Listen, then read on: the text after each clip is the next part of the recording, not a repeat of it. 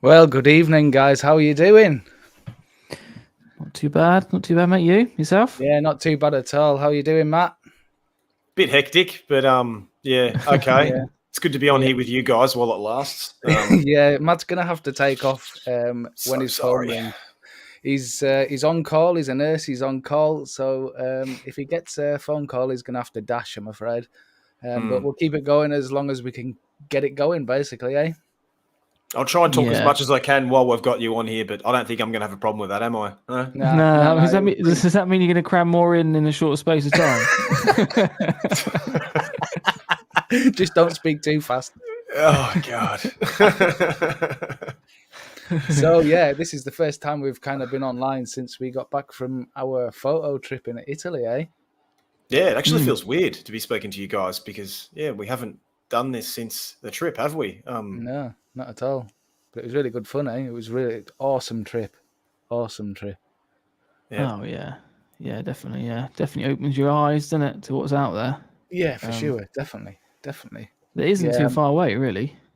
Well, no, it was only a 2-hour flight. It was just all the palaver of getting all the gear over there. That was my biggest concern. I was stressed out for 2 weeks before it, trying to get my bag down to size to get on. Yeah, it's not easy flying with Ryanair, is it? That's for sure. When you're a photographer, Absolutely awful.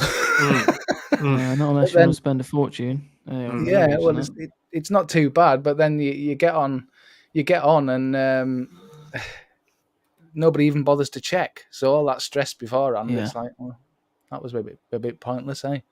Yeah, that's exactly how I found it. If I'm honest, the security and all the bag check through was just was easy, really. Well, yeah, and then you have all that palaver of filling those forms in for Italy, and we get to Italy and nobody even looked at them. Right. Exactly. Yeah. It was lunchtime. They're all eating fettuccine and drinking wine, mate. No, yeah, pretty much. There was only one security guy. I would have thought so. Yeah. At least we'll do it next time. It's just been that was great. It's been just a really, really hard few years for everybody, hasn't it? With photography and to have you to organise and have you guys to come over after such a difficult period that we've been through was just it was great to. Well, not for travel for me because it wasn't traveling, but to have you guys come over and just see my backyard. It was brilliant. Yeah. Sorry if you see my head go like that, it's because I'm looking at my phone every 20 seconds. So I do apologise. Yeah, but what a trip! What a trip! And you say it was your backyard. What a backyard, man! Yeah, well, when I say backyard, it's not actually my backyard. Yeah, it's a 2-hour drive. So we're talking about this place that is about it's a 2-hour drive from Rome, and it's quite high up. I think we were pretty much over 1,600 meters above sea level for the majority of the time. So yeah, pretty much. They're big mountains, but you don't realize because you just leave Rome and it just gradually goes up and up and up, and then bang, you're there. And it's to get in a car and travel for 2 hours and hit a destination like that after being in Rome's so chaotic, and then to get out into that wilderness where there's just nothing but nature. It's an insane place, such a beautiful place, and it's a privilege to live so close to it. I think not many people, well, pretty much internationally, photographers really don't know this area. I think it's just because it is that little bit harder to access, isn't it? It is. And you have to kind of know, you have to be able to speak the language. That helps as well, especially in the area that we went to. Definitely, it's essential. To go around in these areas here. They're not touristic destinations, so it's hard for you to communicate with the people that live in these areas. To book the hotels and even know where you have to go. The destinations you need to be able to know where you go. Luckily, I've been to these places quite a few times, but anyone who's seen our videos that we've put up onto YouTube and all that, you've probably noticed that we're with Luigi Nespec. Okay, I'm going to say his name perfectly because he's going to be online tonight. It's Luigi Nespecca. And Luigi is basically travels up to that area once per week. Every single week he lives close by, and every single week he's up there, and that is literally his backyard. He knows every nook and cranny of that area, and to have a friend like that photographer to especially be out with us to be able to look at the weather conditions and say, hey, no, let's not go there. Let's go somewhere else. And it's essential, isn't it? Well, it is, and it happened the 2 nights that we were at up near the castle, didn't it? On the evenings, Luigi was straight in touch saying, don't go here, go there instead. And, you know, it makes all the difference. And we had Ed with us too, Ed Rhodes. Yeah. So, you know, he's quite good up there too, isn't he? He was like, no, let's go that side. The weather's going to be good on that side. That's what landscape photography has been able to predict the weather conditions a lot, isn't it? Yeah, and cutting your losses, knowing when to cut your losses and just call it quits and go and try something else. Yeah, should we bring up a photo for people who don't know what we're talking about, Paul? You want to bring up? I just want to quickly say good evening to Flora, because she's just saying happy to see you guys, and also Phil Payne's just joined as well and said good to see and hear you again, guys. Oh, Phil's on a bit of behave myself tonight then. He just listened to our last podcast and he found it quite funny. Right, so I'm going to go into screen share and hopefully I can make this work. And I'll bring up this one, eh? And that's where we're basically staying. Right, where you want to tell us a little bit about it, Matt? Okay, so this place is as I said before, it's in Abruzzo, and it's an abandoned fortress which is in very good condition. This fortress was basically built in an area, I couldn't tell you the exact date, maybe like 14th, 15th century, and underneath that area was a little tiny medieval town. Now, I think it was post Second World War, they had a huge earthquake through the whole entire area, and the people that lived in that little town were forced to evacuate. So the village, which is just down the foothill there, it's only like a 10-minute walk, guys, 10-minute hike from there. Was basically abandoned up until the mid-'80s when a Roman family decided to get this area, and they basically started doing up some of the old apartments, and it's like a bed and breakfast type of place. It's beautiful, and that's where we stayed, so it was lovely. Yeah, it's good just to be able to sit by the fireplace and have pasta for dinner and then just walk up the hill and have that right in front of you. Yeah, definitely. It's a very, very tricky landscape. As beautiful it is, it's very, very hard to find a good composition. It's not easy. If you want to get an interesting, creative composition, it's quite a complex area to be in. So it's important, you know, going there many, many times makes it a lot easier. I was lucky on this occasion because this is probably about my third visit. I think this was about 6 or 7 years ago. Yeah. And you guys saw more there. You saw those cloud inversions. Oh, yeah. This is a cloud inversion in the morning at about, I think it was in September. And funnily enough, this is the first time I ever used the Case CPL filter. Very first CPL filter from Case that I bought.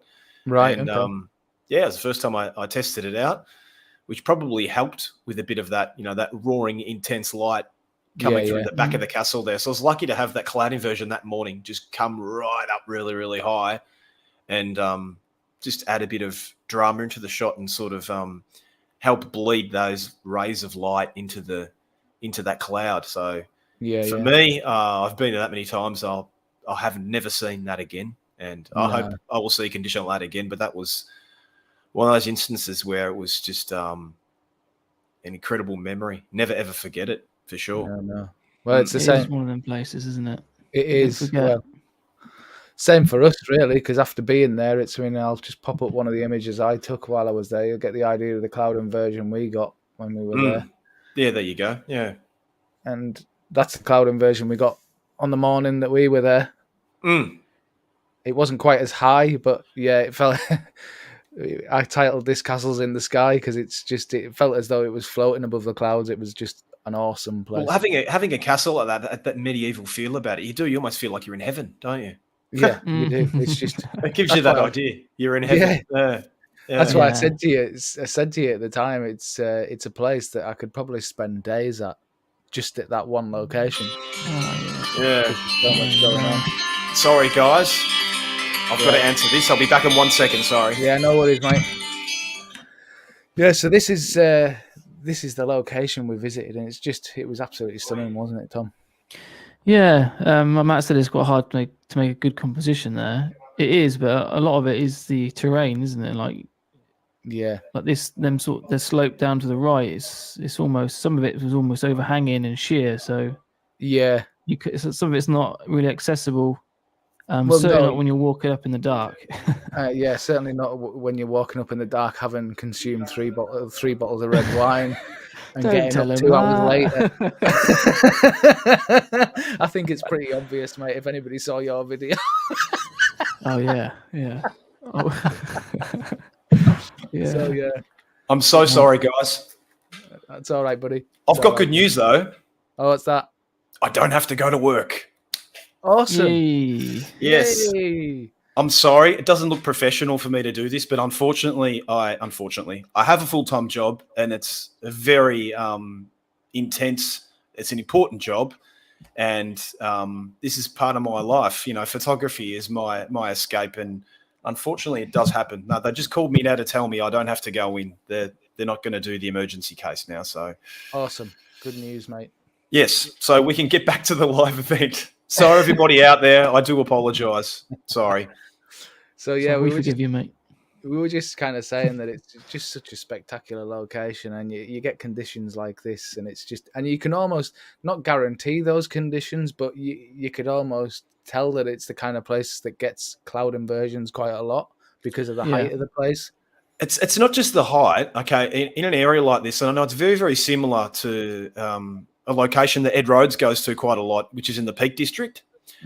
You've basically, what you've got is you do have this higher area here where this castle is, but it's actually the valley below. I mean, you're talking that castle's at 1,600 meters above sea level, and at about 1,000 meters above sea level, you've got a huge, huge, extensive valley with weather patterns coming from another valley on another side that rush over. Now, what happens is in the evening, those clouds rush over, they get trapped in that valley.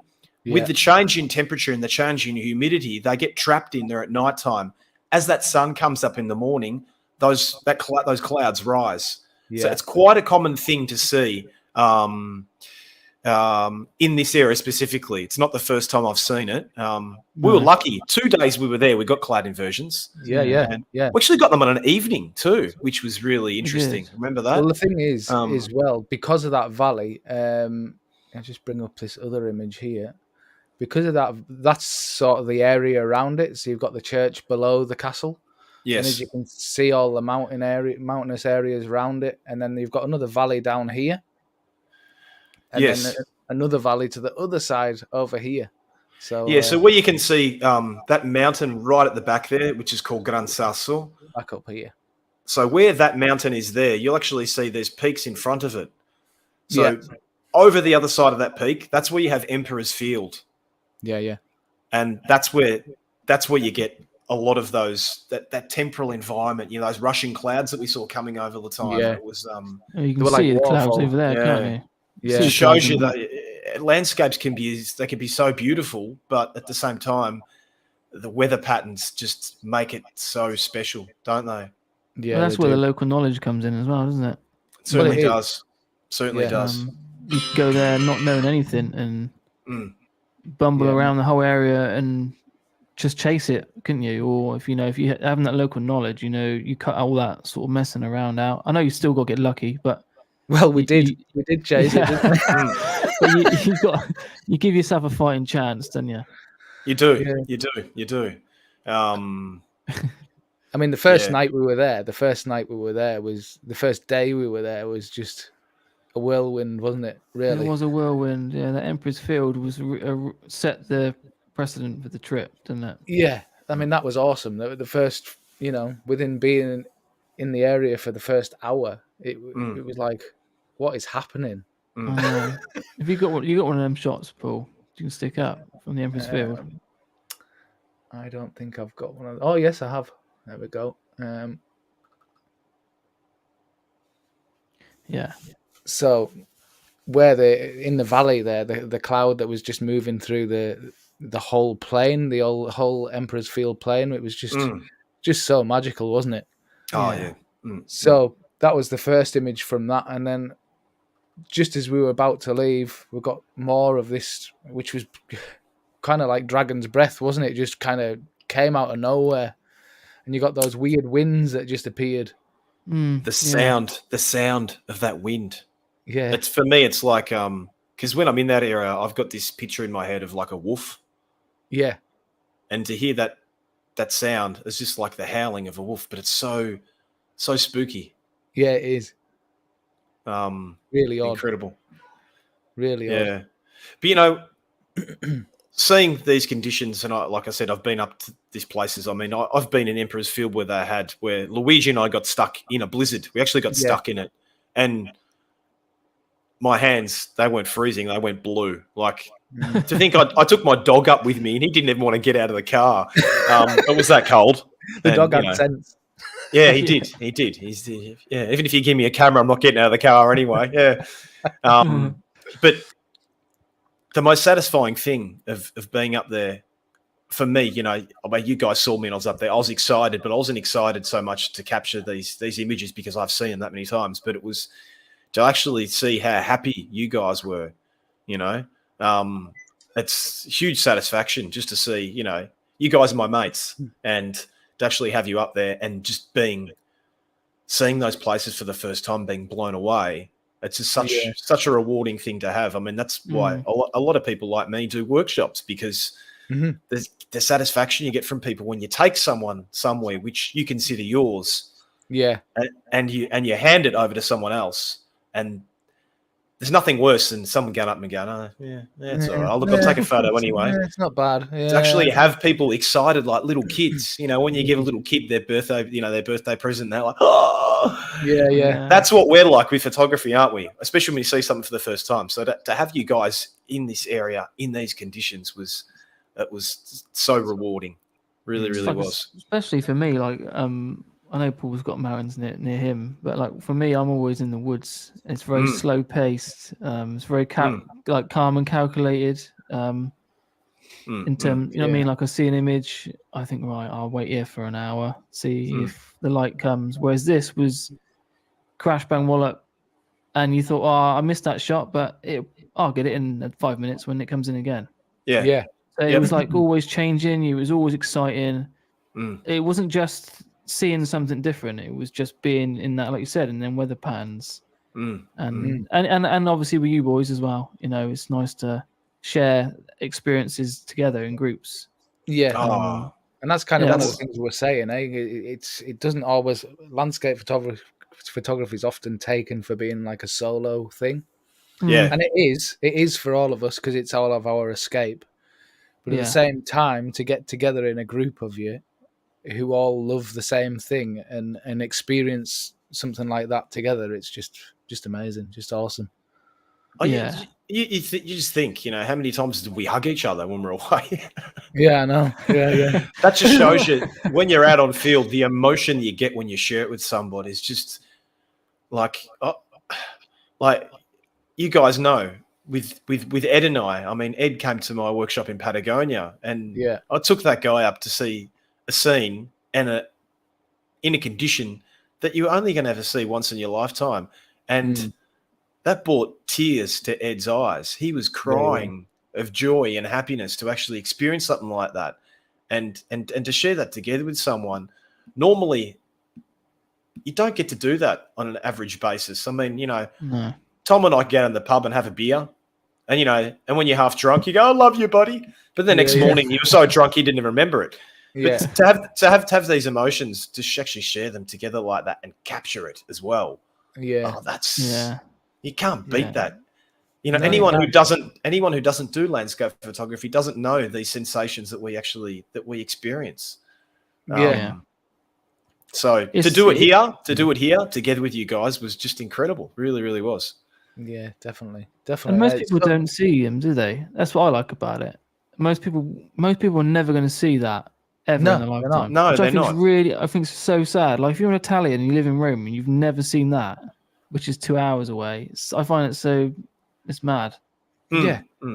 I think that's the same thing when I go to the woods, which is like 10 minutes from my house.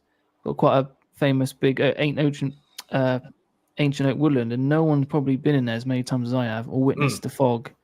I just think that's crazy. Yeah, I mean that same day. So the same day as after we've been to Emperor's Field, we went up to is it Monte There you Balsa? go. Yeah. Is it Monte Balsa? Yeah, Monte Balsa. Yeah, Balsa Mountain. And it wasn't happening, was it, at all? It was socked in. We were thinking it's going to clear, and it was the same sort of cloud conditions that we'd just come from, but there was no sort of light clearing through. It was getting thicker and thicker and thicker. So that it's at that point where kind of Ed sort of said, "Look, let's just call it quits and go and see if we can get something back up near the castle." Yeah, so that showed you. Ed was there with us, and he's been to the area before, but experienced photographer. He's been doing it for over 20 years now on a professional level, and guys like that, when they're out there, they can predict weather patterns. And he knew it just wasn't going to happen. And I'll just pop a couple of Luigi's comments up because he's joined us now. Hey, Luigi. We're sorry, Luigi was supposed to join us tonight, but unfortunately, he's had to. So, as I was saying, Luigi lives in the mountains, well, in an area close to these mountains, and he's had to come to Rome for personal reasons. And being in Rome, he's left pretty much all his gear at his house. So, unfortunately, he cannot connect online with us tonight. It would be great to have Luigi on with us. Yeah, we'll have to do another one get him on sometime. Luigi's probably the newest member to the Case Global family, isn't he, Paul? Yeah, I would say so. And he's just saying, "Hey guys, you got such beautiful conditions and shot more beautiful picture of the area that I've seen." So yeah, that's fantastic. Cheers for that, Luigi. And he says, "Ooh, I can remember that freezing day that you were talking about." Getting snowed in. Yeah. It certainly was freezing. Nick's on as well. Yeah. See. So yeah, it would be good to get Luigi on another one at some point. It'd be really good. Definitely. Yeah. So yeah, we kind of made the decision there and then, didn't we? After that evening, to move on. Yeah, three of us were thinking about wine, and Ed was thinking about going somewhere else for images. We were thinking about food and wine, yeah. Food, cheese and wine, bread. Hey, guys, just think how lucky you were that you're actually with me on that day. Otherwise, you would never have had dinner. Because when we were there, everybody, we're talking about very, very... I don't want to keep using the word wild. It's just always in my head, this wild thing. Wild Italy. It's very... They're very isolated locations, and if you haven't pre-organised, you don't know where to go, what to do, you're not going to be able to access the touristic lifestyle. So we were lucky enough that we found a place that actually had a little bit of pasta and a bit of cheese, and I was managed to put together a meal. And thankfully, we found some bottles of wine, which were really, really helpful, weren't they? Yeah, they were helpful for us, not so helpful for you, though. Yeah. Yeah. Do you want to talk about that? Yeah, we'll bring it up in a minute. Yeah. What was the highlight of your trip, and what was the most disappointing part about the trip? Yeah. The highlight was watching you puke at the top of the mountain.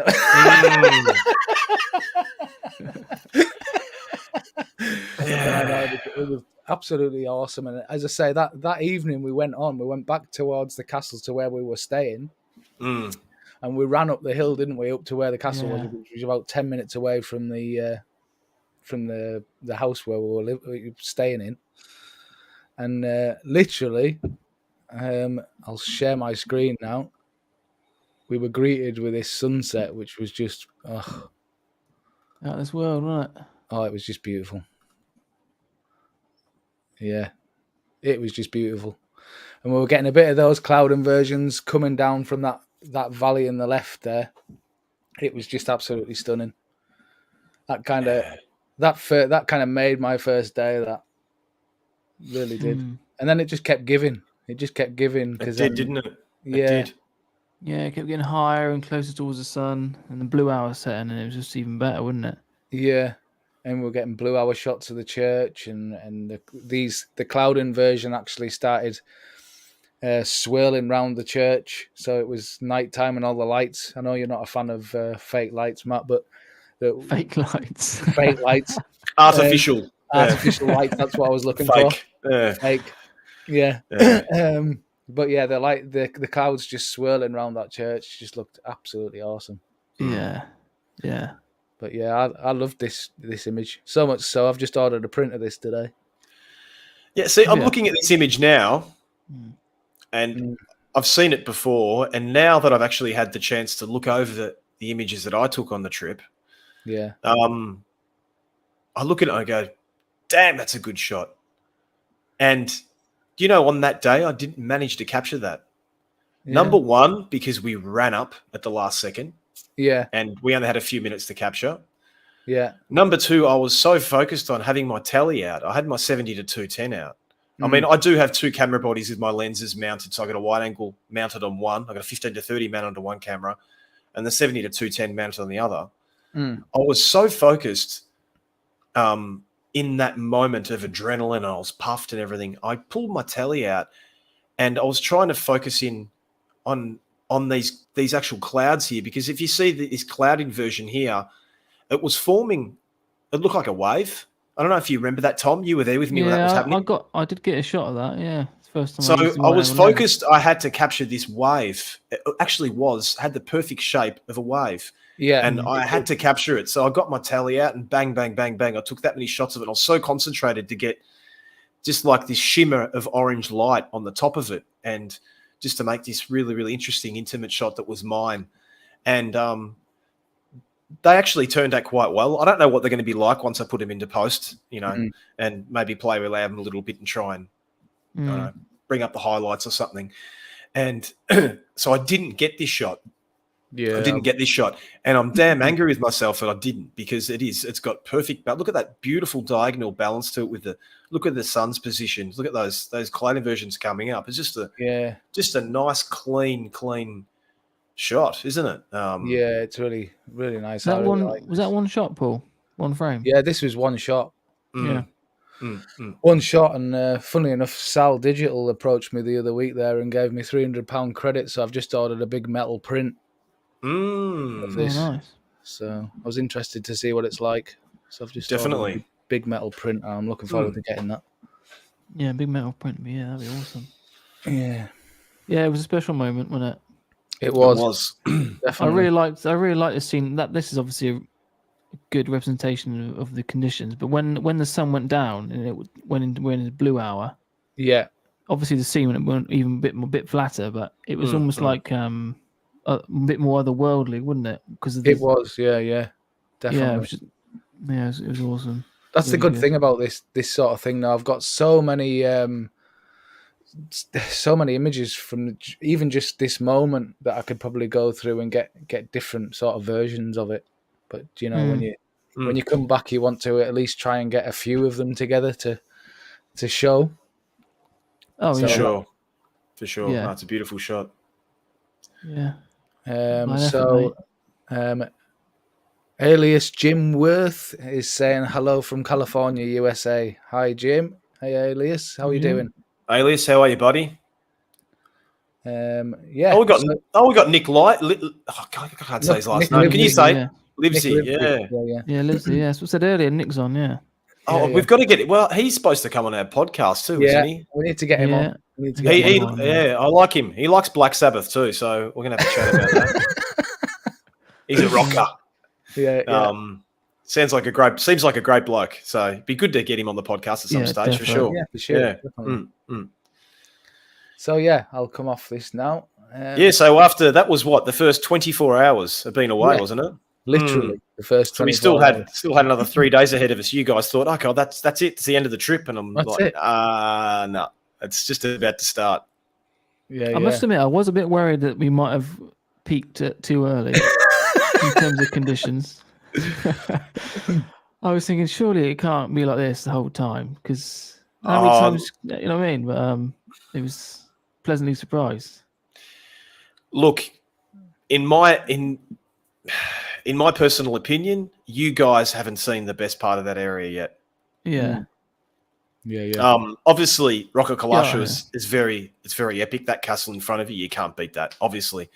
But when we're talking about just pure landscape, there is other landscapes that are in that area that we couldn't access because it was just the end of snow season. So a lot of these roads were actually closed off. These are spots I've been to before, where you can access areas where you've got lakes right in front of Gran Sasso Mountain, right in front of you with wildflowers. And you can actually, there's walking tracks that go right up in front of the peak, right in front of your face, with beautiful mountain crests as a foreground interest. There's so much to be discovered in this area. And I'm looking forward to go back. Definitely. Yeah, me too. It's the first thing I said when I came back, actually. When am I going back? Yeah, Paul, you're actually looking at house prices there, mate. Yeah, I'm still looking. Honestly, I would buy, if I could afford to, I would buy one of those abandoned properties in that village tomorrow. I really would. Definitely. It's a beautiful part of the world. I mean, it's just a stunning place. I can't think of anything better than just rolling out of bed and thinking, I'm just going to go and shoot up there. Yep. It's literally right, there. Wasn't it? It's just, gorgeous. Living the life of Luigi Nesbica, huh? That would do me. Yeah, that's why he does it. You know. Yeah, I don't blame him at all. I don't blame him. Very, very, very smart man. That's for sure. Yeah. So on from that, then next day, where did we go? To the next day, we went back up to the castle to shoot the morning sunrise.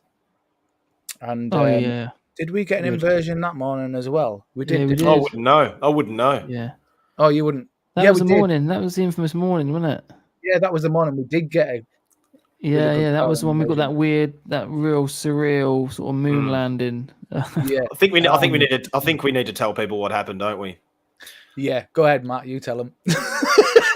Should I tell them my version, and then you guys can tell your version? Yeah. Go on then. Okay. Yeah. Number one, before this trip, after being on a podcast with you guys and collaborating with you guys and many photography adventures on the internet over the last, during this COVID period, I was actually just that excited to see you guys, to see Ed. I hadn't seen Ed in over 2 years either, and Ed's a very close friend of mine. And just to have all four of us in a beautiful room with good food and good wine, I was just taken by the moment and so excited by the moment. And we started getting stuck onto the red, didn't we? When you get excited, when you're mates, when you're together, you start, having a drink. And unfortunately that night, I don't think it wasn't just the red wine, Tom. I'm going to blame part of that on you, buddy. Yeah, I know. I was waiting for that. Yeah, because Tom bought a bottle of Obam whiskey. Obam 14, yeah. Obam, That sort of put the icing on the cake. Yeah, so I think we ended up finishing the night off at about 2 a.m. So first night, everyone's sleep deprived, dehydrated because of the weather conditions, probably weren't drinking enough water, and had a great night. 2 a.m., went to bed. So, last shot of Obam was at, 1:57 in the morning. And then Ed wakes us up, the only one who hadn't drank, wakes us up at 5 a.m. Get up, guys, get up. I actually fell asleep on the couch and crawled out of bed, and my intestine just got the bit of my stomach. Actually, I hadn't digested anything. So that's long. To cut a long story short, he was very ill. I was very ill. I'm just glad. Ill and very embarrassed, because that's something I haven't done since I was a kid. But I was just taken by just like I said, it's so taken over by the moment of being up there with you guys, and it was something I'd been looking forward to, and was so happy to get it done. Malt whiskey and red wine, been there, says Phil. Yeah, I think we've all been there a couple of times in our life, haven't we? But I missed the morning. But I wasn't disappointed because, I humiliated myself, which is one which I don't like to do. I've seen worse, mate. Don't worry about it. Yeah. It could have been worse. You could have been seen somebody standing at the front door waiting for the three of us to stagger out of it in the morning. That was probably the funniest thing ever. I just about lost all footing and went straight out the door. Yeah, I was about to say, it was a good job you was in front of me because you held me up a little bit when I come out. Wasn't good. Then we're trying to get video cameras out and everything and film it at the same time. And if anybody wants a real good laugh, go and watch Tom's video because you can tell he's absolutely hammered. Yeah, I know. It's the first time I think I've used that tripod to hold up something other than my camera. We've got Philly and Paul Benito, Brooke, wine and grappa, even worse. Yeah. Well, we actually it got worse than the grappa. We actually had Genciana, which is a local liquor made in Abruzzo, which is made from a root they find underground. Awful. And we drank that after the whiskey, and maybe that was the icing on the cake. I don't know. Yeah. Anyway, back to photography. So I missed that morning. I missed that morning, Paul. I did lift my head up every now and then, and just to make sure you guys were okay, obviously, because priority number one is that you guys were satisfied. You were. And conditions would definitely were in your favour, weren't they? Wait till you see this. Yeah, bring it up, Paul. I'll bring you up mine, and I'll bring you up Tom's.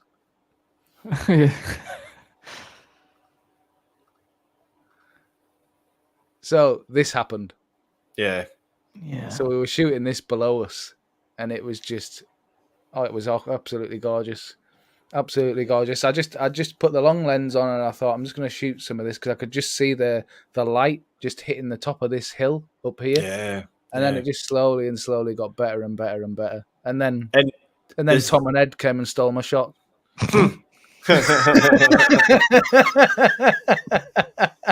You're a good friend, mate. You're a good friend. Yeah, good friend. Yeah. I can't emphasize enough that there's no post-production in that image. That is exactly how it was. Yeah. No post-production there, guys. That's straight out of the camera. That is exactly how it was. Yeah. When I opened my RAW files, because I was slightly tighter than this, but I opened them up and I was not really sure what I want to do to that. Really. Yeah. Exactly. I think I pretty much stuck my logo on the bottom of it and posted it. Well, I know sometimes it's disappointing, isn't it? Because you've maybe got the evening off, your kids are in bed, and you think, I've got 2 hours now. You open up Photoshop, you put your headphones on. Nick, you get a bit of Black Sabbath going, mate. Yeah, defo. And you pull out an image and you think, I'm going to spend a couple of hours and get stuck right into this raw image and extract all that data and bring it to life and, make it, try and bring all the dimension back into it and open up my shadows a little bit, reduce or increase the highlights, and then you get this perfect image. And you say, "Oh, what? It's disappointing." Yeah, I kind of wish I went a little bit wider, actually, because you've captured obviously a wider scene, but you can see the light, and it gives you a bit more scale. I think maybe.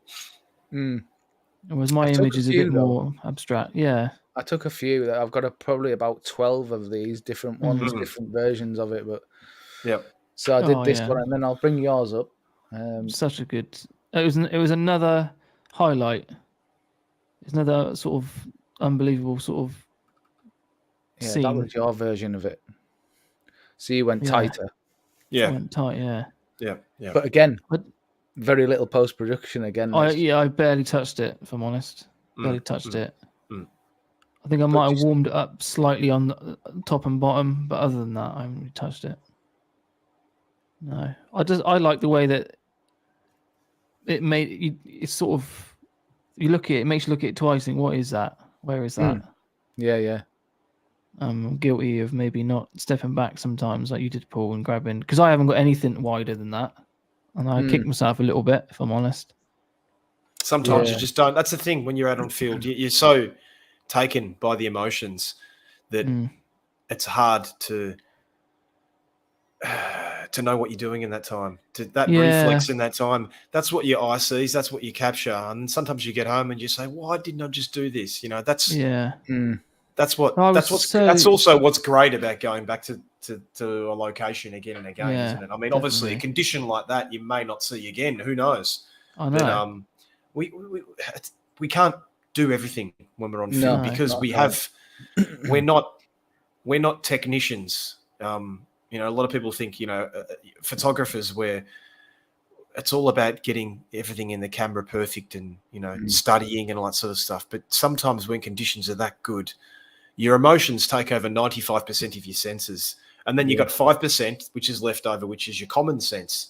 And it wasn't a lot of that morning, I'll tell you that. But honestly, when we captured these images, I thought the day before had been good. And then I captured these images and I thought, oh man, that's the shot of the trip for me so far. Yeah, that is my favourite shot. Yeah, for me. And one of anyway. As far as filters go, if I think about filters, for example, all it was a CPL. All I knew was a CPL, and it was just literally I used the CPL to emphasize the rays that were coming through the sky. That's what the extremely. Look, I sort of backed off on CPL use over the last couple of years, unless I was shooting, something with water in it to cut through reflections or. But I kind of like this sort of softer approach about, the natural haze in an image. And sometimes I thought that, the CPL sort of does take it away. In these conditions, though, I was finding that where we were, there's so much dynamics in light and depth and haze in depth, because the further you away are for something, you get that natural haze, don't you? But sometimes that haze was so intense. We're going to see some images later on that we took at the trip at another location, and you'll see exactly why. But this is a good example of how a CPL really helps there. I mean, someone might not use a CPL, might not be able to get those details out, or use, I don't know, something like increase their blacks or something in the image to try. But we all know that at the end of the day, people think, but I could do it in post. Remember that, okay, it's not always the case, but a lot of the times when you're using filters, if you're using them correctly, you're much better off using filters because you're modifying the image optically. You're not modifying it in post-production, and optically doing it, you're going to get a far much richer and better result in the end. Yeah, definitely. I mean, CPL for me, CPL's my most used filter by far. Oh yeah, definitely. Yeah, for me. I mean, it's not a case of whacking it on and turning it up to full. I mean, you barely have to. Sometimes you barely have to turn it, but it's just sometimes just enough just to emphasize. And a little trick I used exactly the same when I was shooting in Scotland in Harris is people would say, "How the heck did you get the rainbow so bright?" Well, put a CPL. Because you can use a CPL on it and it really emphasizes the colors in a rainbow. But what you have to realize, it can also make it disappear. Yeah. So it depends on your actual angle. So where you got the light rays, where the light rays, your UV light rays is being absorbed through the CPL. So as you're turning it, it's coming in from a certain direction. Yeah. The CPL then absorbs it, and that's your result.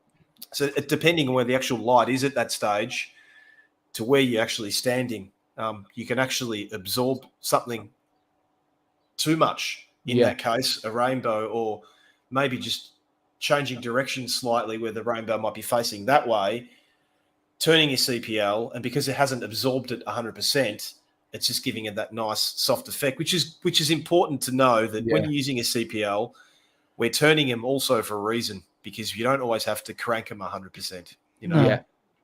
You can back it off. You can just give it just that little bit, and it just all helps. Definitely. The thing is, like when I was using it here in this shot, like the CPL I was mainly wanting to concentrate on making these bottom clouds, this bottom sort of down here. But it was affecting the darker areas as well, making it too dark. So like you have to sort of find a happy medium of where it affects things in a balanced way, doesn't it? Definitely. Yeah, not easy to do that whilst not missing the light and not missing the shapes. I was trying to capture the textures of these clouds as they rolled in. I wanted them in a certain way. So it was, again, like we was talking about earlier about when we went to Empress Field. It's a completely immersive experience. It's not a case of rocking up and thinking, "I got that. I'll move on now." It's it's better now. Oh, it's worse now. Oh, no, it's better now. And you're constantly like sort of being thrown around. But yeah, it was a good morning. Good morning. So we've talked for 45 minutes about pretty much the last 24 hours of the first day of the trip. We have 3 more days. That's it. This is it. We'll probably move on a little bit and show people some other images of other spots. So do you want to go to Monte Balsa? Yeah, we can show them. Probably wasn't the best time of year to go there. It was great to show you guys it. Yeah, we could bring up an image. Yeah, I'll bring up yours. And then.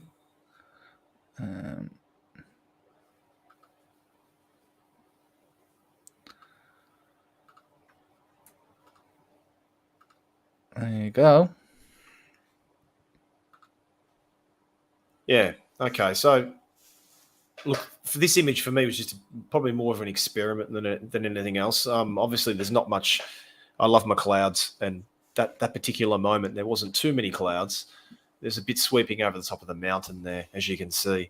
But I just wanted to experiment on something in this location. I've captured it in other conditions before, so it was nice just to get that. I actually don't know this direct term. Is it sunburst, sun star? Sunburst, sun star. It's it's something I really have never done before. But that day that we're looking straight into the sun, and so I thought, look, I'm just going to give it a go, and I just like the way that the sun was actually highlighting all that foreground there, and I just thought it was interesting. It would have been nice to maybe move in a bit closer and get the mountain a bit more prominent. I was shooting at about 20 mil, I think, here. So as you can see, the mountain sort of flattened out a little bit. Maybe do a focal blend. Might have been nicer. There's just too much empty space up in that cloud up there, but it was good to try. It was a double exposure, by the way. This is double exposure, obviously, because, when you're shooting straight into the light, you have to into the sun. Sorry, double exposure is pretty important. But it gives you an idea, another location in this area. That mountain, you can't really appreciate it in this image. It's normally far more prominent. Luigi said, "Is that a volcano in Iceland or what?" Yeah, it is hard to tell in this image. It is a beautiful, beautiful mountain. You guys have been there. A few local Italian photographers who go up there that refer to it as Kirkafell in Iceland without the waterfall. But it's one of those places where you need to go back and back and back again to get it right. So hopefully next time, guys, we go back, we can capture it with some maybe foreground wildflowers and a few more clouds. Definitely. Yeah. It was nice to show you anyway, but it was more about the experience than actually taking something away on that occasion for me. And then we went over, this was from the Emperor's Field, wasn't it, Tom? Yes, it was. Yeah, it was when it was when we did that long walk. So that's the mountain crest we were talking about, which actually separates the two valleys. So from the other side of that, if you were to keep going straight, you would end up hitting where we were on the first day. So we're on the other side of the valley now. And this is a typical intimate scene of part of this mountain crest, which still had snow on it that time of year, just to show you that we were up high and we were at the very end of ski season, basically. Yeah. It was a big blue sky day, wasn't it? It was. It was very windy. It was very, very windy that day too. Yeah. Didn't have good conditions. It was daytime. That was a scout for us. Remember, guys, we weren't out there to really capture anything. It was a daytime. I wanted to take you and show you guys some of the area that we could access because a lot of the roads were closed. So it was just more of just sort of an experience of just walking through there. And, if you came away with an image during the day, great. And you did. Definitely. There was tell a photo. To shoot. Capture something intimate. Definitely. Well, that's the thing in these areas, isn't it? There's always something to shoot because you haven't been to them before. You can probably see things that other people don't that go there all the time. Yeah, defo. Got a bit more enthusiasm for seeing something new and fresh eyes. We've got Luigi written. He's just written in the chat. This is Mount Aquila, Eagle Crest. Nice, different view. Yeah, so he knows the names of all the peaks. Right. So if we go to the other side now. Yeah. so diverse, isn't it? This was like completely different.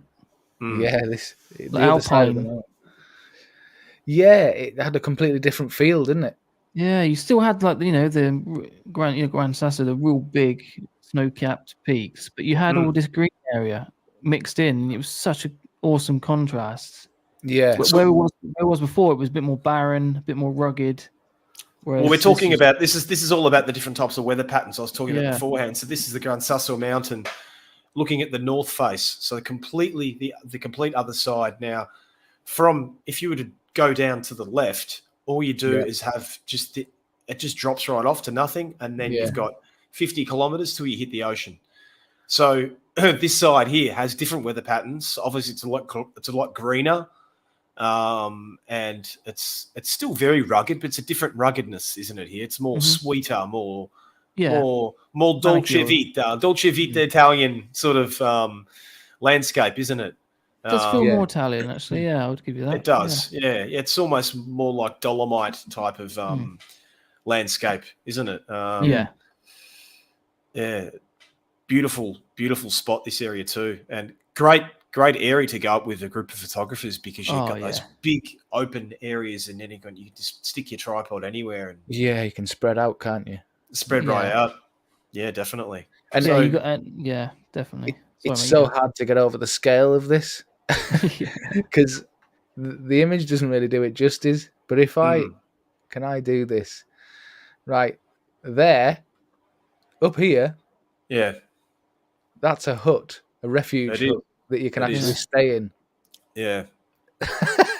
So crazy. It doesn't give you any sort of scale until somebody points something like that out. I mean, that's somewhere where you can actually live in for a couple of days. I mean, so if I zoom back out, I mean, it's just ridiculous. Mad. Just ridiculous. Well, if we get the more adventurous photographers, I'll be keen to take some people up into that hut. You can stay in there. You can eat up there. It's very accommodating. It's hard to access. You've got to have some muscles in your legs, but definitely an area to go up, and great alpine conditions up there for sure. Yeah, definitely. Some really interesting points of view from up there, I guess. So this shot, mate. Oh, sorry, Tom. Go first, mate. No. So I was just going to say, to the right as well. Offers so many shots to the right, doesn't it? We had it does. A really good night, didn't we, up there as well? Yeah, it did. We'll come to that next. Actually, come to that. It's this sort of area is just it's got a lot going for it, hasn't it? I mean, you've got so much to work with both sides. But this shot that you were saying, Matt, you're about to ask. Yeah. So in this image, long exposure. 30 seconds? 8 minutes. 8 minutes. 8 minutes. I used. I was experimenting. I had a bit of time to kill before the best of the light came, so I just thought, all right, I'll experiment with a 10-stop filter. You managed to get 8 minutes out of a 10-stop filter. That's pretty damn good. Yeah. I put a 10-stop on, and I got 8-minute exposure, and it came out. It wasn't really, really dark, but it was dark, and it came back to life, no problem though. Right. Okay. Yeah. Absolutely no problem at all. And I was hoping that the clouds would streak the way they have. That's the kind of look I was going with. Yeah, it's just a lot of that light, wispy sort of cloud just coming, because it was coming through quite fast at some points, wasn't it? So over 8 minutes, you managed to get yourself a lot more cloud, because a lot of that top area there was blue sky a lot of the time. So it was blowing through. So basically, what I did here is I did an 8-minute exposure, but I also put a CPL on. Yeah, and I did that to darken the blues in the sky, because it was a bit too bluebird. And the CPL gave you a stop and a half too, didn't it? Yeah. So you managed to reduce the light even more. Exactly. And it also managed to control the highlights up in this section as well, because as you can see, the sun's hitting it, so it managed to control that pretty nicely as well. Yeah. But I mean, this area, as we were just saying, as Tom was saying just then, it's got so much going for it. I mean, you've got that view, and then off to the other side, you had. Oh yeah, off to the left as well. Yeah, off to the left, you had all this happening at sunset, and it was just magical light hitting the hills. Yeah, it was good, wasn't it? And greetings from Virginia, USA. Photography by Odell. How's it going? All right. How are you, buddy? Yeah, so you had lots of this sort of stuff going on as well, and that was off to the left. And then off to the right, not only did you have the mountains, which were catching more of that kind of light, but as the sun started to dip and set, you also got this kind of image as well. Yeah. Just like the photograph. Yeah, there's just so much, eh? There's just so much to work with. So much to shoot. Some of these layers that were kicking off here, like when after the sun went down as well, like the pastel blues and the pinks. Oh yeah, I haven't managed to get through my ones yet. I took loads of these from different angles and things at the store. Yeah. Oh yeah, you could literally spend an hour and a half after the sun had gone down. Easy. Yeah. Well, to be fair, we probably almost did, didn't we? We did. We did. Yeah. We did. Literally milked the last of the light, didn't we? That's fair play. Didn't they stay open for us, Matt? Didn't they? Oh, for dinner, yeah, they did. Yeah, for dinner. Yeah, it was definitely worth it. God, do you remember that dinner, guys? That was goat. Wasn't it? Goat, yeah. Yeah, first night we had stewed goat. And what else did we have? Oh, we had arrosticini. So arrosticini are like it's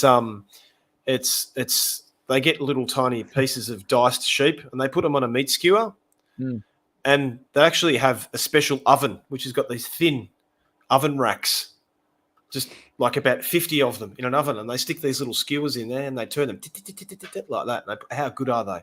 Yeah, good.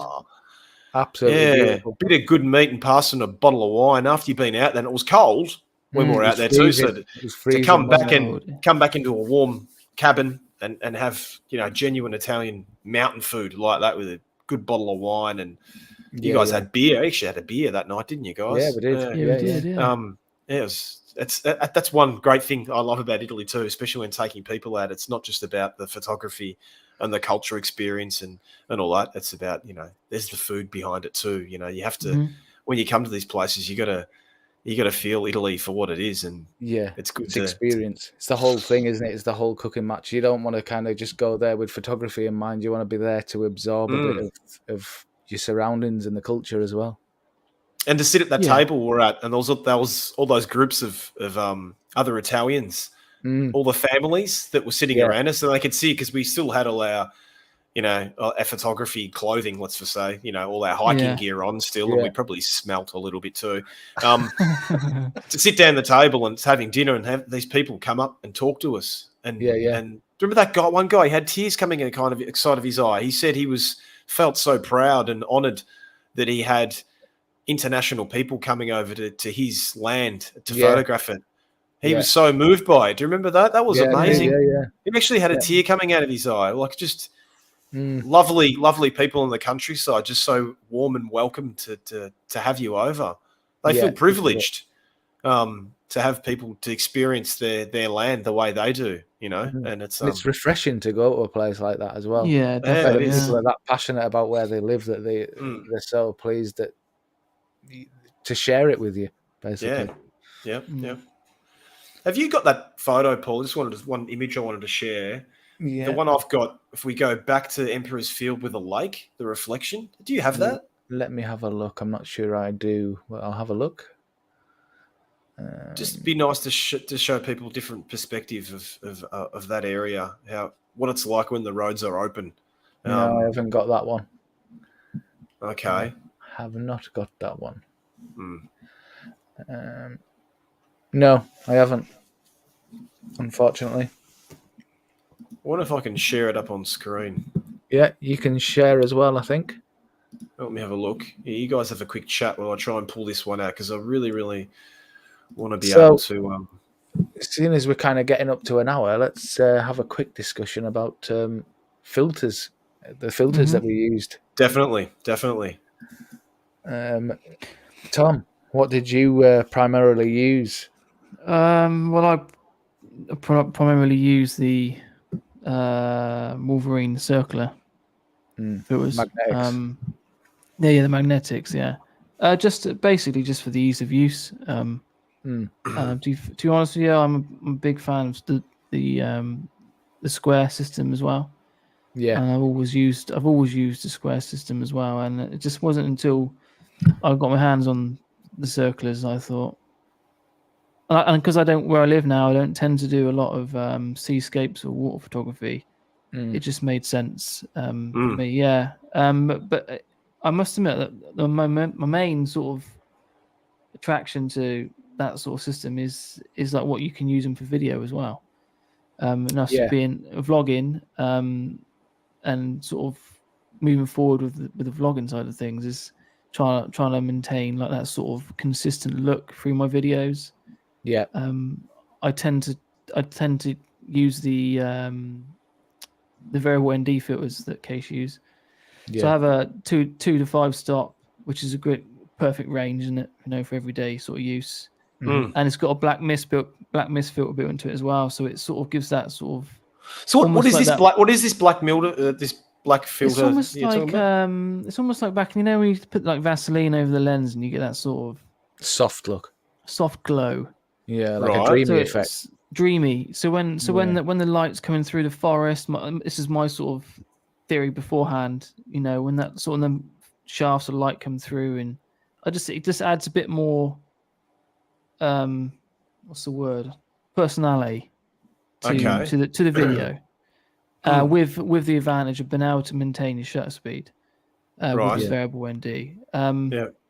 So it literally never comes off my lens. Only time I don't use it is first thing sunrise. Obviously, I don't want to slow the shutter down any more than I want because it's too dark.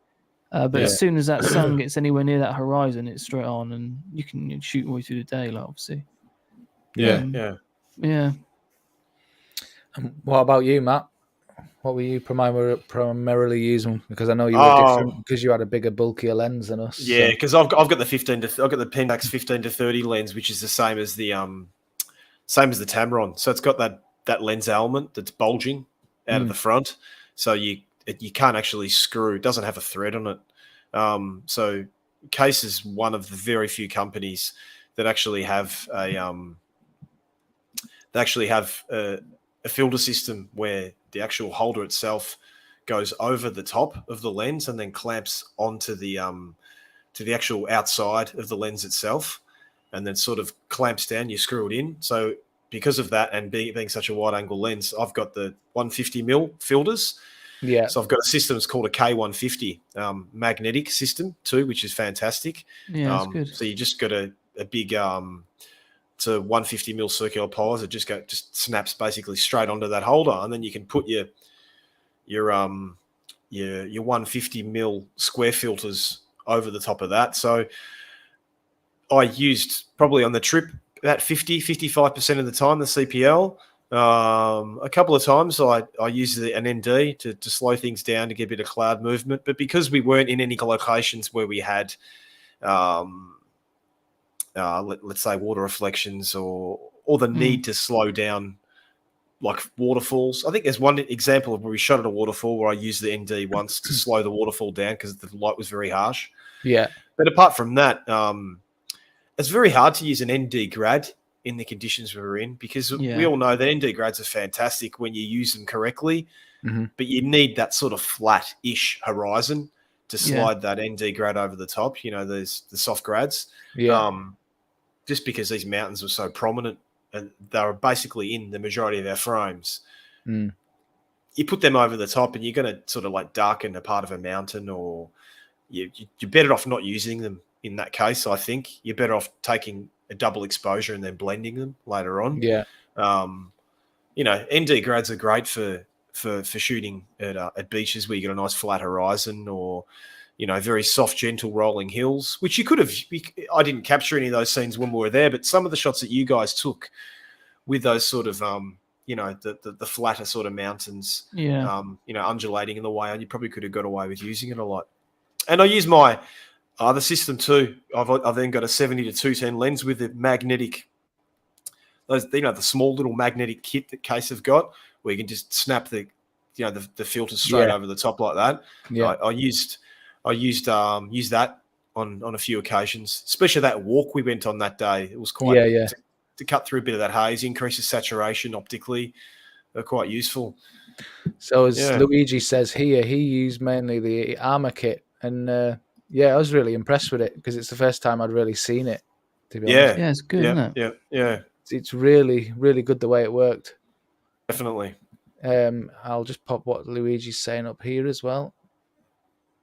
He enjoyed it because it was so easy to use. Basically, just clipping the magnetic grad straight over the top. Yeah.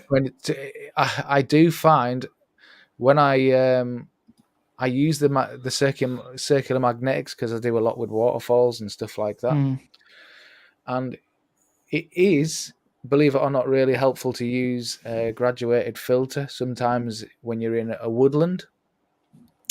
And you're wanting to take a close-up detailed shot of a river or stream, because what you often find is the light above you is a lot brighter than the light below. Yeah. So when you're want to focus more on what the water's doing, using a graduated filter can kind of control that light that's above you. For sure. Yeah, that's a good tip, that. A way to use it to not get that effect of darkening the upper part of your frame is to actually not necessarily clip it in, is to hold the graduated filter in front of your lens and move it up and down as you take the exposure, and that just helps fade the exposure in a lot better. Yeah, for sure. Yeah, that's the way I use a graduated filter quite a lot anyway. And probably with that Armour system, you could probably get away with, because it's magnetic, you could probably actually get away with blending that actually attached. It might not actually do too much damage. No, definitely not. No. I just want to touch on bringing this comment up here. Yeah, it's a good comment, that. Nicholas Davis saying, if you're a beginner and want to get into the magnetic system, where would you start for filters when doing landscape photography? Does he mean circular or square, or does he mean what specific filters? I would say specific filters, but I mean it depends. Yeah, it depends on the system. So if you're going for the magnetic, I would probably concentrate on going for the kit where you get. Look, when he's referring to magnetic, does he mean magnetic as opposed to other types of holders, or actual magnetic? Yeah, I think he means what kits. What, like Paul says, what comes in the kit. So range. So if you're going for like the Armour kit, that's a different thing because you're going to want different grads and what have you. If you're going for the circular kit, it's going to be a case of you're probably going to go for things like a 6-stop, a 10-stop, and a CPL. Yeah. But it also depends on what landscape photography you really do, because if you do a lot of things with water, then that would change what you would actually buy. Because for me, if I do a lot of things with water, I probably want a 3-stop as well. Because the 3 and a 6-stop I would tend to use more when water's involved. So the entry level kit do a 3 and a 6, don't they? Yeah. I think a good system to start it with is definitely CPL. You have to have a CPL. Yeah. And most kits, actually all kits come with a CPL stock standard. Start with a CPL and get yourself a standard 3-stop. Okay. Don't worry about experimenting with 10 stops, because 10 stop a majority of the time is purely experimental, or for night photography when you want to get rid of people in your scene, or not night photography, but evening photography if you want to remove people that are walking past your camera and things like that, where you can really reduce your shutter speed to like 10 minutes, as Paul did. Yeah. But 3 stops are great. 3 stops are good, and that usually reduces the light enough for you to give you, maybe a third of a second shutter speed or whatever in your water. Yeah. They're 2 filters you have to have. So sure. If you're going to invest, you're going to start off, get those 2 filters. You have to have them. That's a must. Anything from there, like an ND grad, as Paul said, depends on what you're photographing, for sure.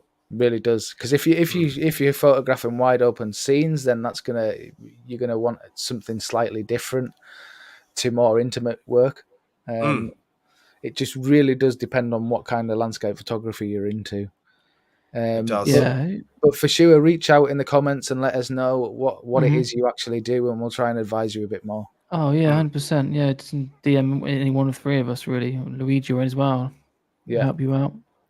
Yeah, seascapes, grads. I think as a beginner photographer, if you live by the sea, grads is just such a good way to. Yeah, they are. Get things going. Get work out what happens and how does the camera react, how does the exposure, what does that shutter speed mean. Yeah, grads is a very visual way to learn, very hands-on, For sure. isn't it? Well, I think we should try and get to the end, because we're now an hour and 10 minutes in. Yeah, before we go, I just wanted to quickly share with people who are, just to go over the areas we're at that we missed out on, guys, just to give people sort of an idea of what's expected in the future for people that might be interested in coming on workshops with us or or whatnot. I'll try this, mate. If I click share screen. Yeah, and then you have to share screen. Share screen. Don't show me these tips again. Share screen is on. Google Chrome would like to record the computer screen. No. Yeah. Have you got two monitors running? Because you'll have to open it up on the other monitor probably. Yeah, I'll open it up on the other monitor. Can you see this, guys? Nope. Okay, I've got no idea what I'm doing now. So, look. No, it's not doing anything. It's not happening for me, is it, huh? No, it's not, mate. StreamYard. Okay. Share. Look, I'll try it one more time, guys, and then that'll do, huh? We're wasting people's time. No, it's telling me I can't do it. Something about Google Chrome. Anyway. Check out all our social media. Basically, that's the way to do it. Go and check Matt's Instagram page and website as well, because you'll see it all on there. And again, for all of us, Tom's website and Instagram page, you'll see all the images we took. Definitely. Sorry that Luigi couldn't be with us tonight too. It would have been great to have Luigi on here for a chat, and also Ed too. For people who don't know Ed Rhodes, go and check him out too. It was it's great to have him on the trip with us, and he's a fantastic bloke. I've got Elias said I learned some things here today. Thanks, Steele. That's great. No worries, mate. Hope you didn't get any tips on how not to drink red wine in Italy. And I just want to pop this up because he's just got back to us and he's saying circular, so he's after circular. So if you do intimate and wide open scenes, I would probably go for, if you're getting the circular kit, get a kit with like a 3 and a 6 and a CPL. Yeah, that's which is the entry kit, isn't it? Yeah. So it's not expensive. It's like 230 quid. Well, it's 230 quid. And you're pretty much covered, aren't you?